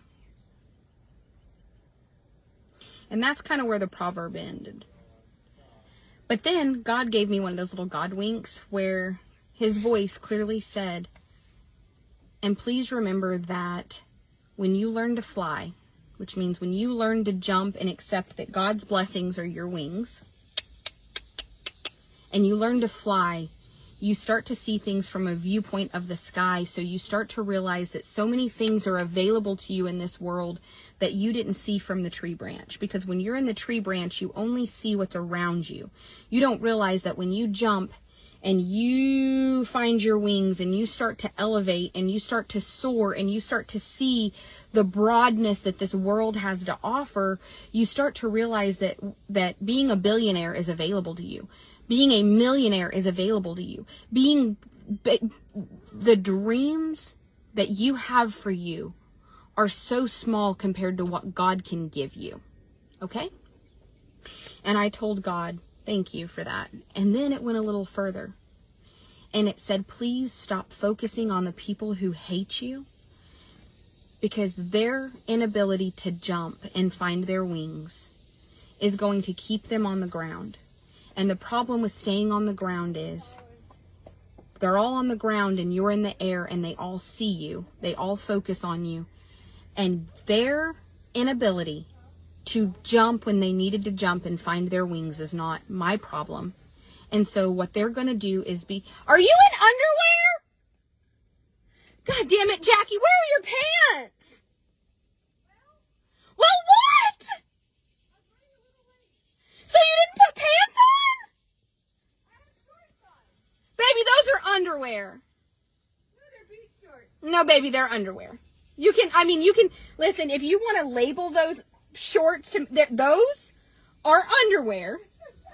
Are they Victoria's Secret? No, they're from Matagorda Beach. Those are panties. Matagorda Beach. Are your child, when you turned around, I could see your booty, you bent forward, and I could see your cat from the back. Those are underwear. I love you. I'm live. I'm so sorry. Jackie's running around in her twat panties. I know you were running late. Sorry, I was late.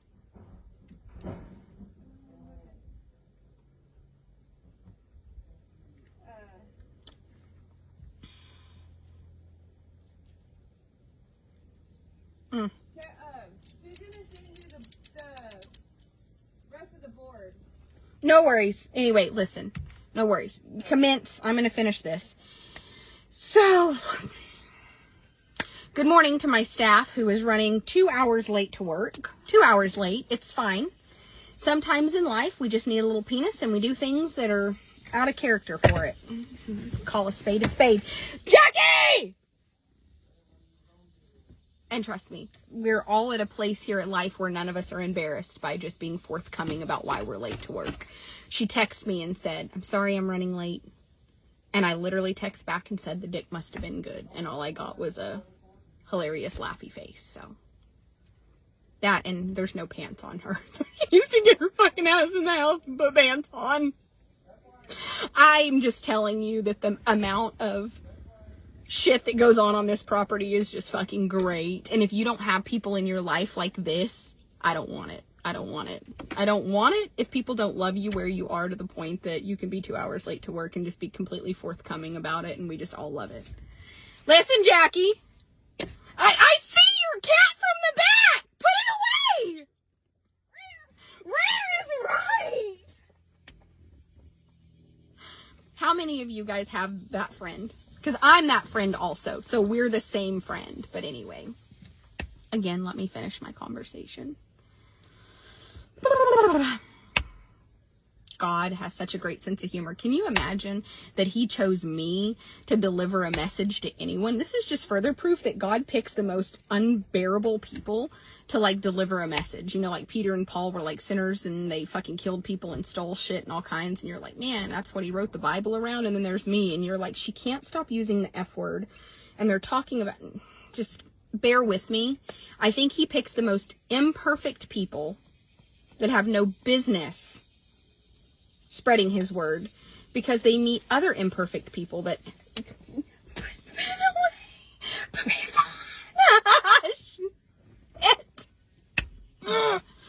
She has on like anyway, it's not like she has a thong on, but still, I just want to know what happened to her pants. Like, did you leave them? Did you forget them? Where are they? Where did your pants go? Where did your pants go? And we're happy.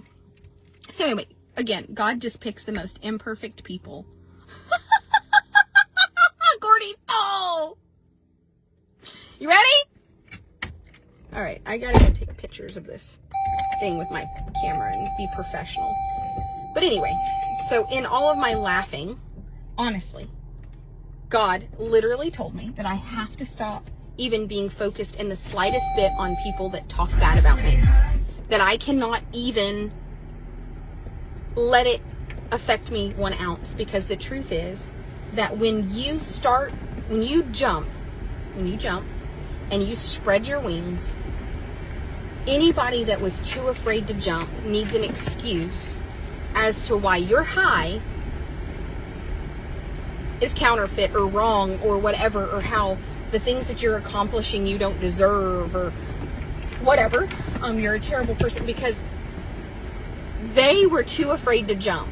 They were too afraid to trust God's word that when you jump, his blessings on your life will be your wings. And now it's the same adage, is that the higher you climb on the ladder, the people beneath you only see your ass. So that's what they talk about. So When you're up in the sky and you're flying, you're proverbially flying and you're soaring and you're accomplishing great things, you're going to have people that stand on the ground and see you and talk shit. Okay? Talk shit. You don't stop flying because the ant on the ground is like talking about the bird in the sky. In fact, you fly anyway. But the truth is that when you jump and that plummet is scary and things are going wrong, and then all of a sudden you spread your wings and the air catches you and you level off, and then you start to elevate and you start to realize that you're climbing to greatness and things are going right. And it's not that you don't hit turbulence. It's not that you don't hit a bug in the air that, puts you off balance. You just have to learn to flap your wings and soar higher and not be afraid that when you do dip, that God's blessings on your life will be your wings and you can balance back out and re-elevate, and you can't worry about anybody beneath you. They're there because they have the potential to fly too. They have the potential to be great. You're not better than they are. You just trusted God's word when you jumped out of the tree and spread your wings, and they have not done that. And that's not your problem. It's not your problem that they haven't done what God called them to do, but it doesn't mean you're better than them. They have the potential that you have, if not more. They just need to jump out of the fucking tree and spread their wings. Now, with all of that being said, when you do, the thing that God really placed on me is that you have to remember that when you make the jump out of the tree and you spread the wings and you start to soar, not only are people on the ground going to see you up high and talk bad about you, but you are unfortunately going to leave a lot of people behind. Because not everybody is going to jump out of the tree and spread their wings and fly with you. And the hardest part of the journey is learning that there are people that are not willing to make the leap to soar with you, and you're going to have to leave them behind. It's family members, it's friends, it's people that don't want you to accomplish things that you're accomplishing. It's people that you sat on that tree branch with, and that you talked about your life with, that you built dreams and goals with, that you want the best for, and you want them to make the jump too. Like, jump off the limb. Let's go. We're going to do great things. And you jump and you look back and they didn't. And they're like, haha, you're falling. I told you we would fall. And then when you spread your wings and you start to soar, they go, ah! And for whatever reason, even though they're watching you do greatness when you came from nothing, they still don't trust God's word enough to know that they can soar too, and they're going to sit there, and now they're going to be mad at you, and you're going to have to leave them behind. And that's the family members and the friends and the people in your life that you want to tell them, jump, it's okay, watch, I'm doing it. I came from the mud and I'm flying. And they're like, I don't know, it's like sorcery. You sold your soul to the devil or something. Like, that's not normal. They are not going to make the jump, even though they watched you make the jump. They watch you succeed, and now they're going to find every excuse in the world while you're flying is not natural, and it's counterfeit, and you're a scam, and it's smoke and mirrors, and no matter what you're doing, they can, and they're going to stay on the safety of that branch and judge the fire out of you because you trusted God's word and you made the leap when he called you to. And you're going to unfortunately leave behind people that you love more than anything in the world. I know, because I've done it.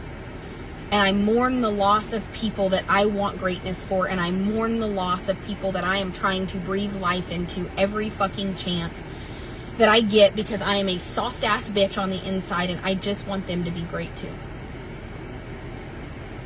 So I mourn people, and I dread the mourn, so I keep people around far beyond my responsibility a lot of times. And this has nothing to do with Jacob. So the first person that's like, oh, poor Jacob. No, Jacob flies. Let me tell you, nobody jumped off the branch quicker than him. Nobody follows God's word better than him. Jacob is 10 times the human I'll ever be. That is a good motherfucker. I am rogue. So don't ever be like, oh, she's talking about Jacob. No, I'm not. He has nothing to do with anything in this conversation, unless I don't have to sugarcoat. If it's about Jacob, I'll tell you it's about Jacob. But again, I'm going to reiterate, jump off the fucking branch, spread your wings. We've watched a million people do it. You are as great, if not greater than they are. Stop sitting on the branch because it's comfortable. Stop being anxiety ridden. Stop being basics. Stop making excuses why things are not available to you. Stop letting the trauma of your past destroy you. You cannot control what happened to you in your past, but what you can control is how you heal and move forward. And I hope that this message brought you some love and light today. I'm going to go take pictures because now my staff, Tylen fed everything, and now Jackie's here to clean up, and I've got pictures to take, and we're 2 hours behind, and I still love them, and it's okay because sometimes we just need a little penis in life.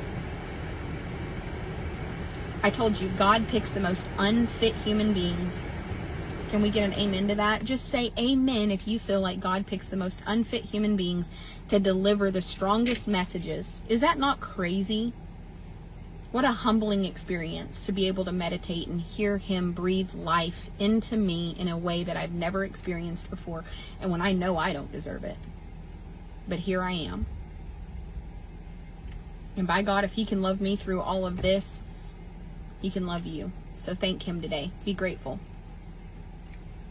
Jump off the tree. Jump off. Spread your wings. His blessings on your life will start to show up, and you will begin to soar, and you will thank me. And it may be today that you said, you know what, I needed that push off the branch, and it may be a year from now when you're like, my life completely transformed because I jumped. Me too. I had to. I had to jump out of my comfort zone and do things that I didn't know were available to me to be where I am today, and I'm so grateful. I love you guys. I love you. Jump off the tree branch and fly. Bye, you guys.